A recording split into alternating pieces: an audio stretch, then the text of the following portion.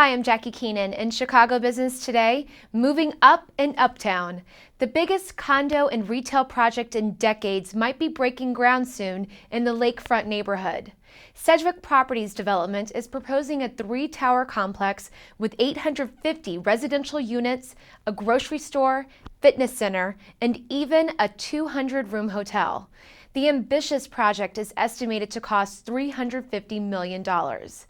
Sedgwick paid $18 million for the site in 2008, about half of the original asking price. But to start the first phase, Sedgwick is vying for private and public financing to start construction. In the current environment, there's a number of different financial subsidies available from the government that can help support the project and help be a catalyst for its success and financing the capital structure right now in what really is a challenging environment to do that. Much of those subsidies would come from a tax increment financing district Paris hopes to create for his project. Securing his first tenants will also help finance the first phase of construction. Paris says he is close to securing contracts for 100,000 square feet of retail space with a health club and a grocery store. But with the sluggish economy, high unemployment, and a stagnant real estate market, some would say that now is the worst time to be starting a project of this size. Paris knows firsthand the city is saturated with condos, especially in the South Loop, where he developed a 25-story condo building. But he contends that now is as good a time as any to build. The land opportunities come available when they come available, and then you have to study if you feel like you can be successful in the climate you're in. Our goal here is to pair the subsidies available for development at this site so that we can deliver the product to the market at a price where there really is still a lot of sales happening at a lot of velocity.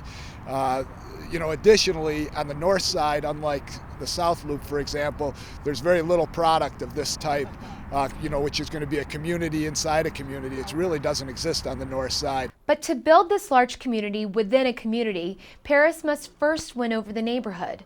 Uptown residents worry about the congestion that might accompany the 3 towers, each reaching 20 to 45 stories in the sky. To appease neighbors, Sedgwick has agreed to include 125 free parking spaces. He's hoping to avoid a political brawl like the one that erupted over the Wilson Yards project just a few blocks away. The developer has been working really hard for almost a year now with local residents. They know that it's a big TIF amount that they're looking for, perhaps $40 to $50 million. And they're keenly aware of what's going on at Wilson Yard, where you had a project that in the neighborhood's mind, its content changed in terms of how much affordable housing would be there, in terms of how big the subsidy would be. Clearly, this would make them really stand out to pull off a project of this size in this market. And that's all for this edition of Chicago Business Today. For more on this story, be sure to check out this week's print edition of Crain's or go to chicagobusiness.com. And remember to download our podcast on iTunes to see us anytime, anywhere. Thanks for watching. We'll see you tomorrow.